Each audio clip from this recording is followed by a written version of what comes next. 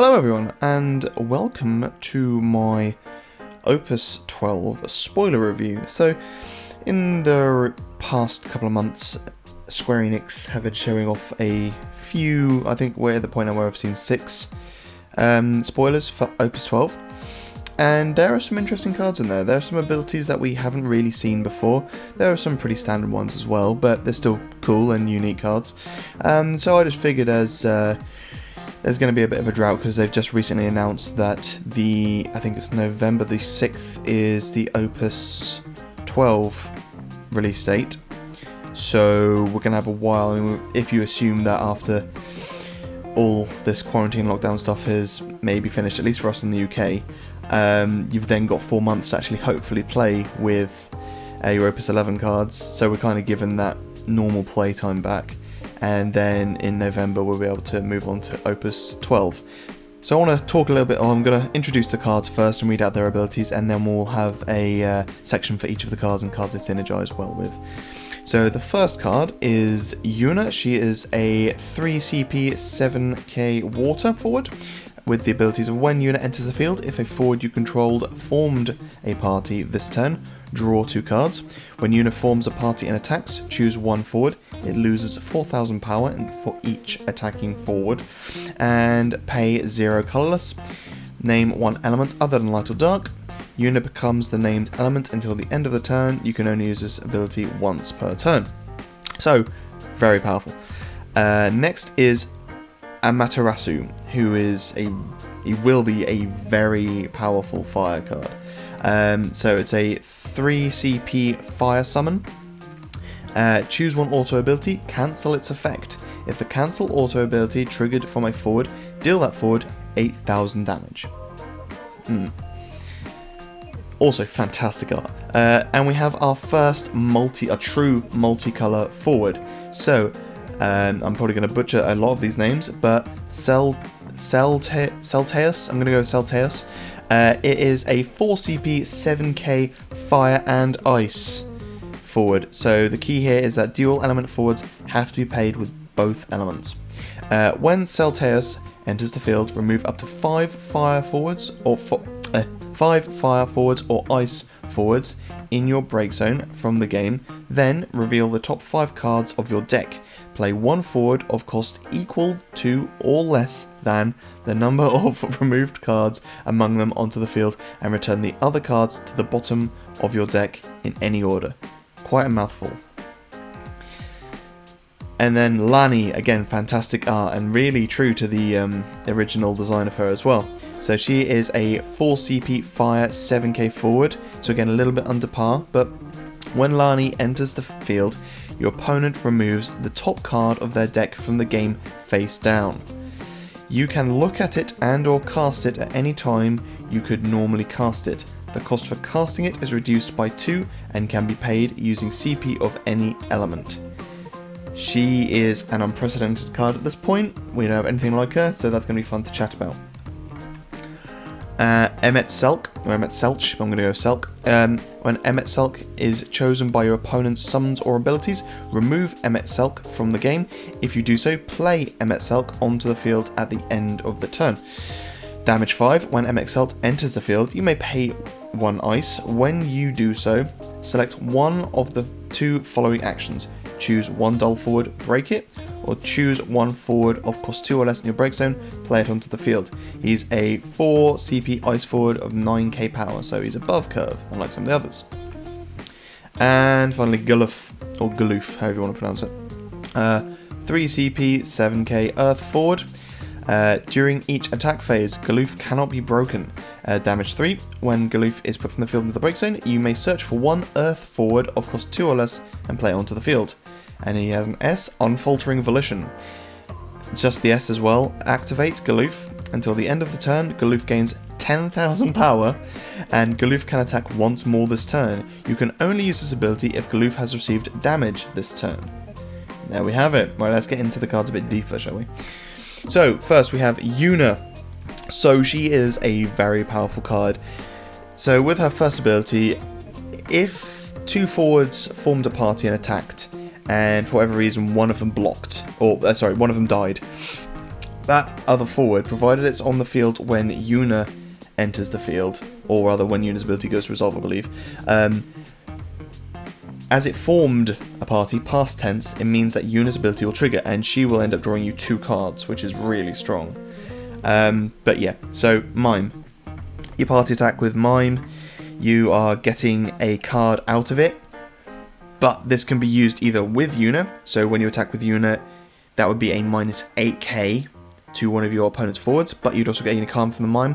But it's also a case of Mime, if it party attacks with something else on the field before Yuna entered, that would get you a card, and then you play it onto the field with either of the party members, and you get a further 2 cards. That would have been 3 cards for 1 party attack. That's a lot of cards. Lovely, lovely water. And then Rosa and Celestia. So again, it's a similar sort of thing. If Yuna were to party attack with Rosa, first and foremost, Rosa will be able to stand back up again and attack again. But Rosa also changes how much damage both Yuna and Rosa would receive, so they become faux AKs. Then Yuna's ability, obviously, that would be minus 8k to a forward. That's just in itself pretty crazy for a 2-person party. But with Celestia on the field as well, that would also gain you plus 1000 power. There is another water backup, I think from type 0, which would also draw a card if it does damage to your opponent, something like that. But I went for the buff backup in this time, just because you got Rosa giving the damage minus and Celestia giving the power buff, means that they would be 9k's effectively, minus 8k from something else. Wow. So water's very much geared to having party attack decks, like especially with the cards like Knights and stuff. There's a lot of good cards in water that will allow you to party. Une. So if you've got that one forward on the field that had formed a party, or any forwards on the field that formed a party, it could have even been formed a party with Yuna. You can use NA to flicker Yuna to bring her back in to draw you another 2 cards. Now obviously, if it formed a party with Yuna that turn, then you're only going to get the 2 cards from Yuna entering. But if you had a forward that already entered, you could play Yuna onto the field, gain 2 cards, then flicker it with Une to then get a further 2 cards. Whew, that's, again, water loves cards. Yeah, it's not restricted only to water cards though, because Yuna has the ability to change her element, and I believe it's name one element other than light or dark. Yuna becomes the named element. So some cards, they gain the element, so that would mean they would be water and earth, or fire and lightning. But Yuna will become the named element, which means that if you want to party with Braska, she then becomes a fire forward. She is no longer a water forward. But yeah, party with Braska. That is dealing 10k to one thing and minus 8k to something else. That's rancid. That is so powerful. Bearing in mind these are 2 legend cards, and Braska does cost you 7, but even just 1 attack, if your opponent's got 2 forwards, that's nasty, man. That's... I don't have to get rid of pretty much anything, like even things like Fel Thanos. Even if that was pumped up, it would cancel Yuna's ability, but Braska's still able to get around it. So, yeah. Crazy. And Len, yeah, Len, you might get some play again. I love this card when it first came out.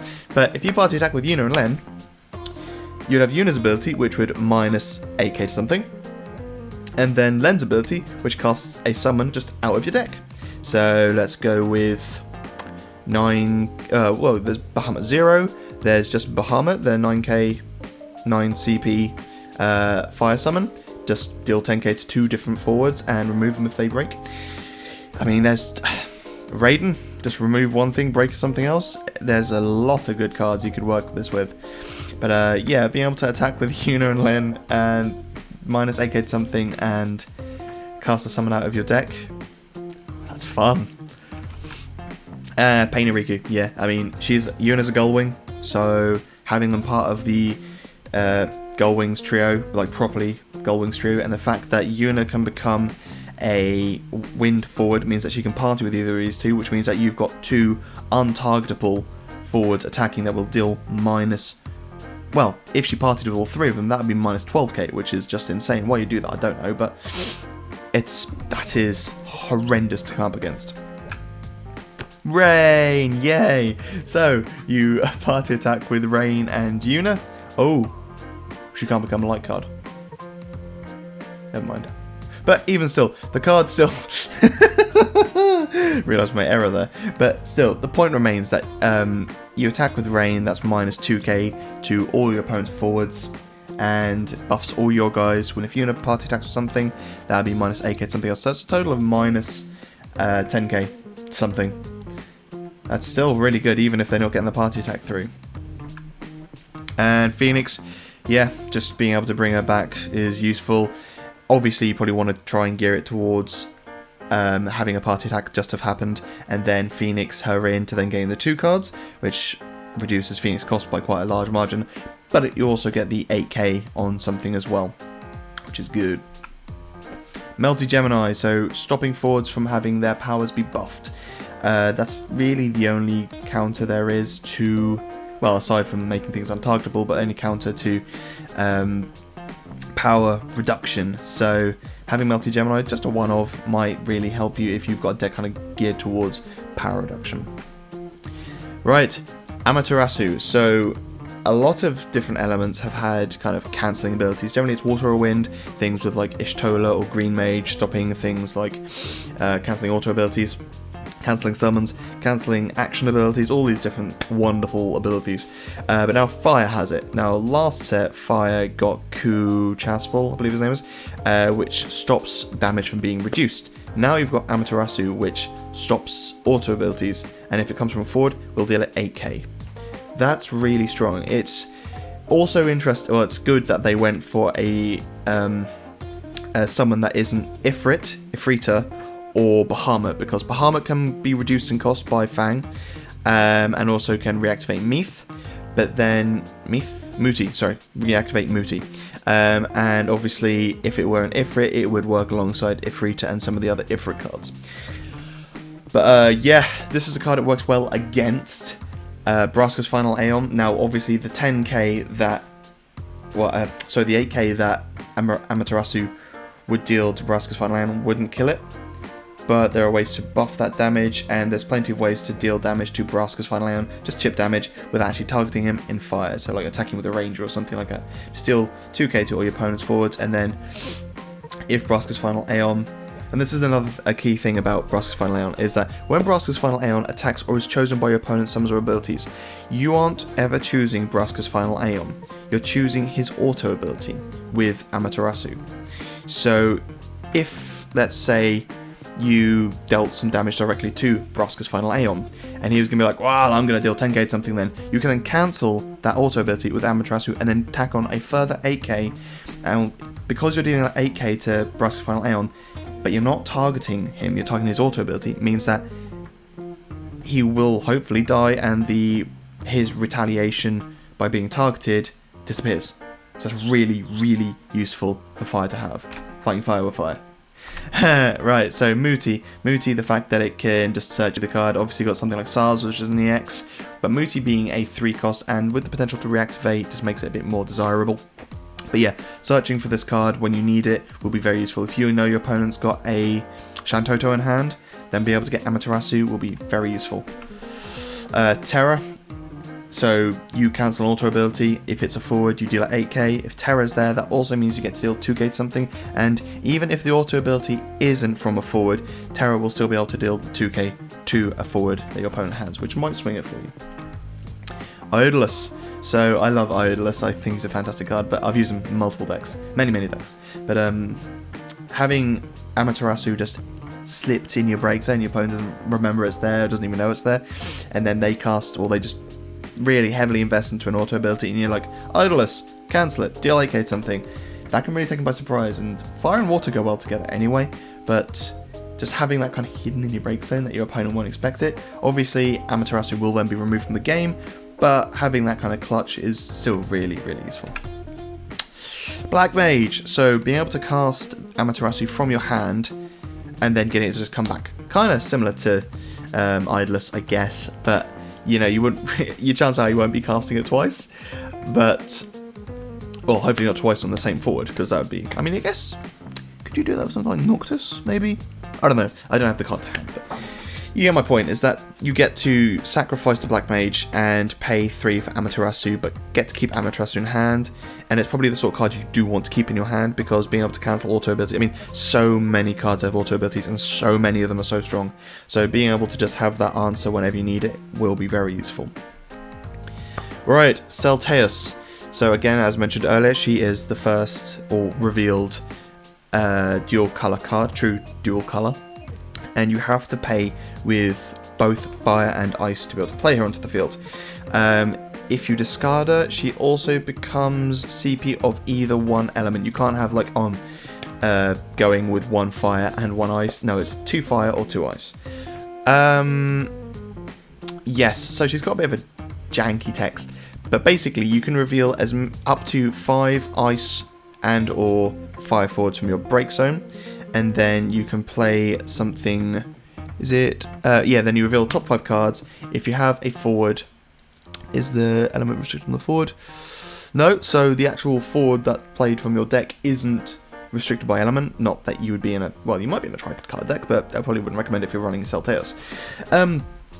But yeah, so being able to play her onto the, being able to play just a forward onto the field free would be very useful, especially if it's a 5 CP one, of which there are lots of good fire and ice 5 CPs. Anyway, let's get to it. So Une, again, being able to flicker her, bring something else in. Now, obviously, you want to make sure you've got enough forwards in your break zone to be able to do this, but Celteus does state that you may remove up to 5, so maybe you just want to play a little 2 CP forward. If you're running a lot of 2 CP forwards in your deck, then maybe that's what you do, and then if you Une'd again, you could remove another 2. It doesn't have to be the max of 5.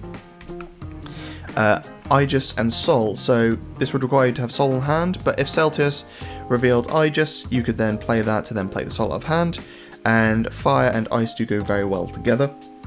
But having Fire Ice with Brave Warriors of Light that are big can be a massive pain, and I just think it's a fun little combo to be able to play multiple things. Like, you're playing Celteus, or you're paying for Celteus and removing things from your break zone to play 2 more forwards. That's really good. Obviously you have to be in the right situation, but, you know, stranger things happen.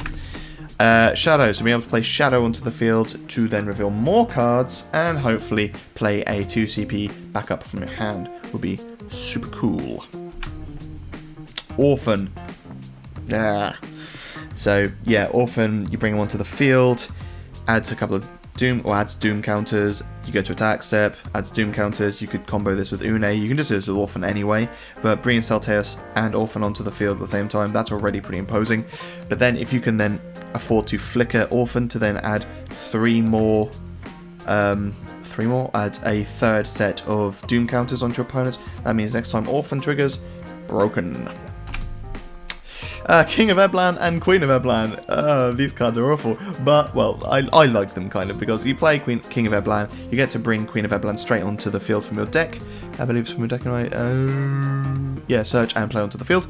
So if Celteus just reveals King of Eblan as playable, then you can also get your Queen as well. Similar to Aegis and Sol earlier, but it's a lot more reliable because you'll actually be able to get the Queen provided it's in the deck and King of Eblan is playable.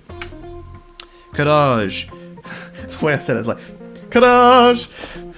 So let's go with the fact that he can, you know, just come in and free stuff, but he also searches something as well, which then you can play from your hand, and you can down and free some more things, like something like Yazoo, and I've mentioned before in a few videos that Remnants are just really powerful, but being able to kind of play them onto the field for free as well?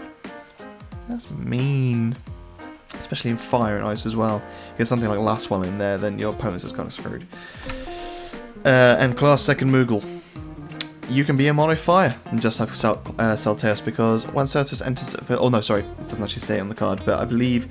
Yeah, sorry, so a lot of these cards, it's all from kind of what we've been told from the reveals. We haven't seen the actual facts or FAQs, and we haven't seen like any official guidelines on these cards yet, aside from what they've written in the spoilers. But from what I'm aware, you can be a mono fire and have Class 2nd Moogle down, and provided you use Class 2nd Moogle to actually generate Ice CP, then everything else can just be fire and Celteus can come to the field.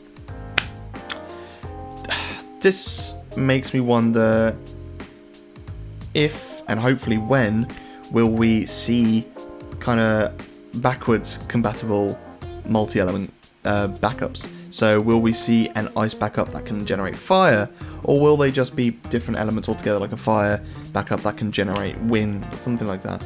The problem with this is the fact that they're already only 2 CP, so if they continue that trend of all of them being 2 CP, it means that you can effectively have 5 backups down that all generate stuff from different elements, and you can have 5 backups down that cost you 2 CP each that will just be generating every element, and it'll be super easy to just do whatever you want to do with any cards. Now obviously you'll be able to have to play those cards, but yeah, it's just an interesting thought. But yeah, if you want to go mono fire but want to play Celteus at the same time, cast second Moogle. Right, Lani. So she is weird. Basically she'll just steal the top card from your opponent's deck. They won't know what it is, but you will, and you get to cast it. And I believe there was a statement saying that cast is now the term to play anything from hand, not just summons. So if you are playing a backup, or if you're playing a forward, or playing a monster, you are casting it. But yeah, so she allows you to cast that card for -2 CP, and if I'm not mistaken, the cost for casting it is reduced by 2 and can be paid for using CP of any element. The cost for casting is reduced by 2. No statement about cannot become lower than 1, which means that if it's a 2 CP anything, you can cast it for free. Which a lot of people are like, oh yeah, but the chances are she'll always grab trash from your hand. Doesn't matter if it costs you nothing. So you can argue that maybe playing a backup of 2 CP, that's the wrong element. Yes. But if it's something that's out of element but still very useful, so let's go to like Seymour, that would put a summon on top of your deck for the next EX burst to kill your opponent's forward. I still don't see a problem with that. But yeah, forwards she's useful with. Une, again, entry ability, Renoa as well, so you could go, I mean, this whole video is basically, look how great Fire and Ice is, because Fire and Ice has had some incredible spoilers so far. But Une to be able to flicker the Lani, but then let's go with, say, you play Lani onto the field, you steal your opponent's top card. You then crack your Devout to bring in Renoa. You flicker your Lani, you steal your opponent's top card. You then cast a summon with Une on the field, you flicker your Lani, sorry, tongue twister. You take your opponent's top card. You've just taken 3 of your opponent's cards for breaking it back up and casting a summon and paying for Lani herself. That's obviously a reasonable amount they've paid, but you've stolen 3 of their cards. They don't know what cards you've got, and you can cast them for 2 CP less, and you can pay for it however you want. Now, yes, the chances are some of those cards are going to be something completely irrelevant to your deck, but that doesn't mean that you having those cards and your opponent not be able to do anything with them. It's a mill, but you get to keep the card. You as the opponent milling your opponent.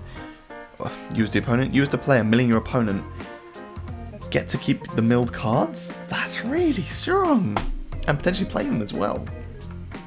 Luna Freya as well. So you could block with Lani, she dies, you crack your Luna Freya, bring her back in. Oh, just take that card, thank you very much. That'd be pretty funny.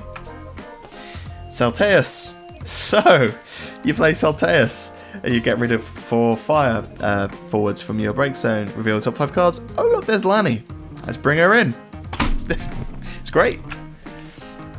Paul. So I mentioned earlier how Lani is basically a mill card, but when you get to keep the cards, you combine that with actual mill, and your opponent's going to start losing their options fast.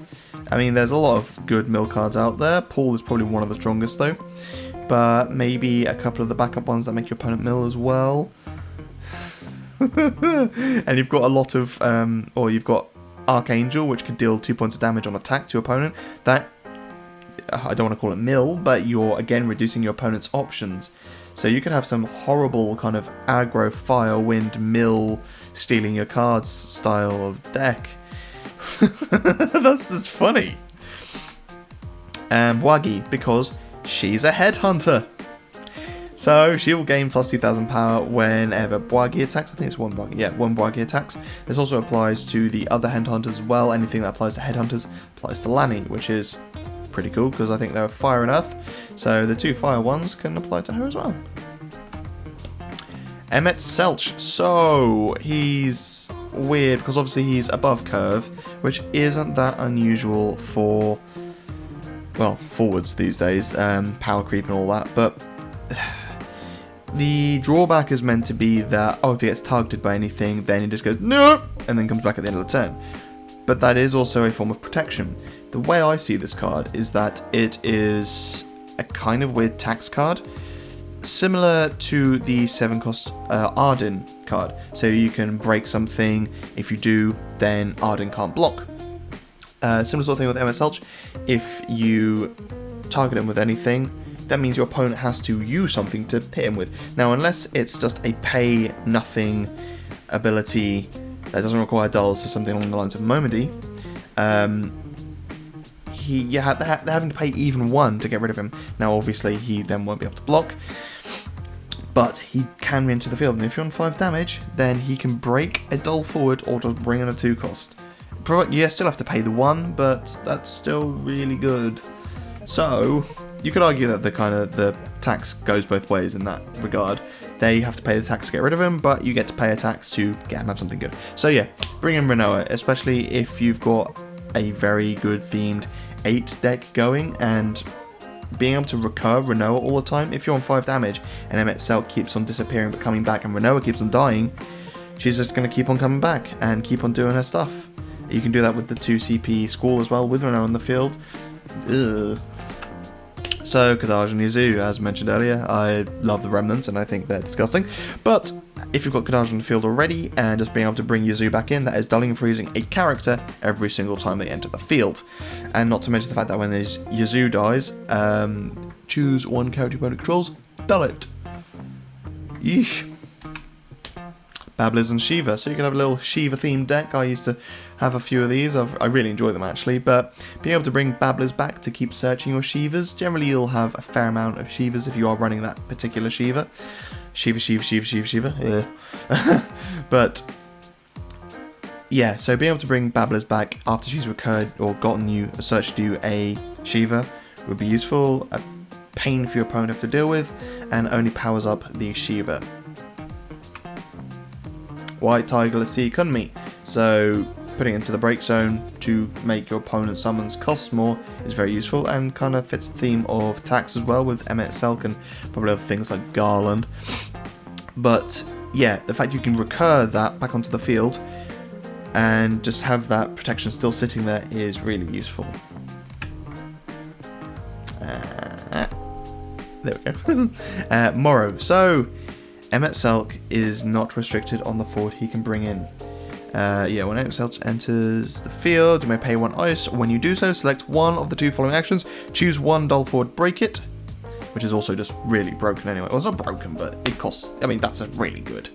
And choose 1 forward of cost 2 or less in your break zone, play onto the field. So no mention of element there. So lightning, earth, fire, just bring it onto the field. You paid 1 and you get some massive value, especially if it's something like Morrow. Obviously, MX Selk is damage 5 for his ability to be able to do this, so you're well on your way to getting Morrow's damage 6 ability anyway. And finally, Galuf. Good old Grandpa. For those of you that haven't played Final Fantasy V, I really recommend it. It's a fantastic game. It's got a good storyline, good sense of humour, and the job system is just top notch. But this is actually a good example of a card that represents the game and its events really well, because this is actually something that happens in a game. But yeah, during each attack phase, Galuf cannot be broken. Now that's pretty strong, but the fact that he also gains the fact that when he is broken, he'll recur something of 2 or less earth forward, onto the field, and he can gain 10k power. I think of all the cards that can gain power, that is the card that gains the most from one singular ability. But yeah, Momody, you give him Brave, your opponent then has to deal with him when they want to attack, and obviously he can be broken by summons and things like that, but still having him be brave and cannot be broken during attack phases is quite painful for your opponent if they don't have an answer to him. Core and Noctis. So when he brings something into the field, or brings an earth forward into the field when he breaks, you can go for either Core or Noctis. Now you'd probably have a 15 themed deck, but being able to bring a Noctis to then hopefully reveal the top 2 cards, maybe you might get a Core or something like that, or I don't know, an Ignis or Gladio, Prompto maybe. Is that only a forward he can feel actually? Oh no, it's just a category 15 card. So when yeah, when summons get introduced, if any get introduced, or monsters, you'll be able to reveal them as well. That's pretty cool. But yeah, also core, just bringing in Noctis or bringing in with core on the field, or just bringing in core. The fact that when core A category 15 enters the field, core gains plus 1,000. That's pretty useful. Especially got Regis down as well. But yeah, it's just two little cards that work well together. There aren't a huge amount of good 2 CP Earth forwards out there that combo well together, so these two working well together is pretty decent. And props to my mate Dave for suggesting this, because it completely went over my head. Undead Princess, so work it with some sort of tax. So yeah, bringing her onto the field when he dies means that if your opponent killed Galoof before the attack phase, you can bring an Undead Princess, and then your opponent has to pay 3 for that forward to be able to attack. Yeah.